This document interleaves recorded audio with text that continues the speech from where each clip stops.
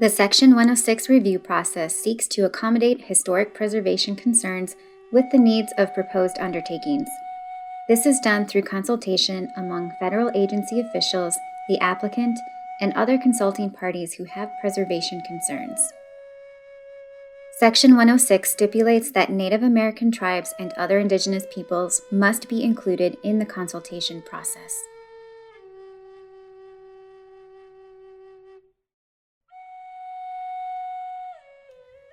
Consultation means that we really sit down maybe on Zoom or remotely these days, but we're not just one-on-one talking on the phone about the project. It's really coming together and talking about what's going on at this site. What does the federal agency see needs to be done? And what do we as tribes need to have happen to protect whatever has been left behind? And it's a decision-making process. We all decide together. Yes, legally, the federal agency has the final decision. But if they are consulting properly, they don't need to come down heavy-handed in most cases. We can all come to an agreement that works for everybody. And I have seen it happen many, many times. And it really is up to, is the federal agency and is the applicant willing to really seriously consult with us, talk to us about what we see as necessary, and be open and willing to make accommodation to make that happen. And I can understand why natives want to be included in these discussions and want things to be preserved, because it's really not about power. It's about connections. Don't try to do this without us. Whatever it is you're doing, whether it's a consultation on a site or an educational piece like this. The phrase that's come up in some other consultations that I've done is nothing about us without us. Because you're never going to get it right if you don't include us.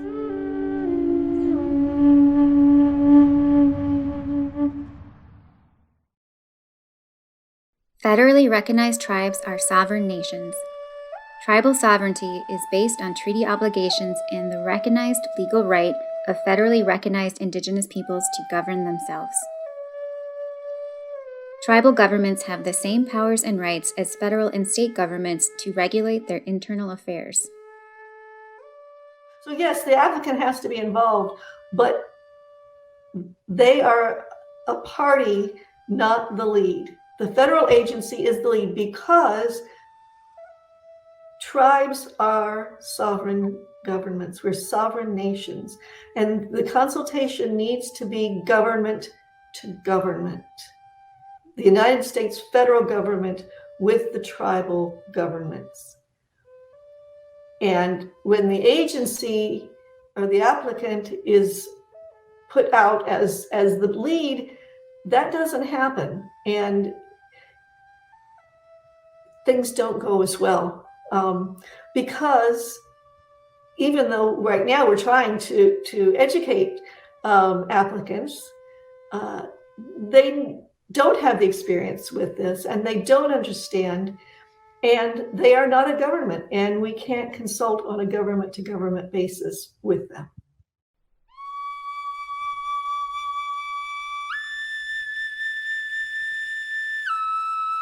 Tribal Historic Preservation Officers, also known as THPOs, are officially designated by federally recognized tribes to protect culturally important properties, incorporating indigenous cultural values into the Tribal Historic Preservation Program.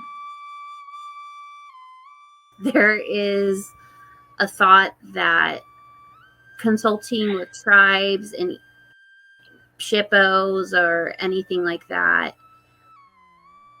we're the enemy, and we're not.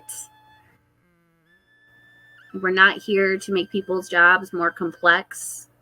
That is not the goal.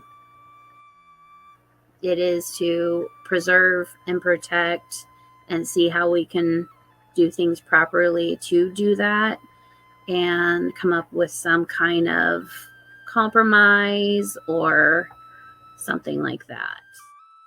You become viewed as something old, that they're going to try to stop this project. Every time they turn around, they're trying to stop a project. Well, I always instruct everybody within our division here that we're not there to stop a project. We're there to make sure that project works more effectively and that mitigation takes place if it needs to for the protection of cultural resources, or if there needs to be avoidance.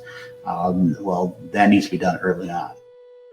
A lot of these agencies and contractors and such, they know what they need to do, but they don't see TIPOs as the same level as a SHPO.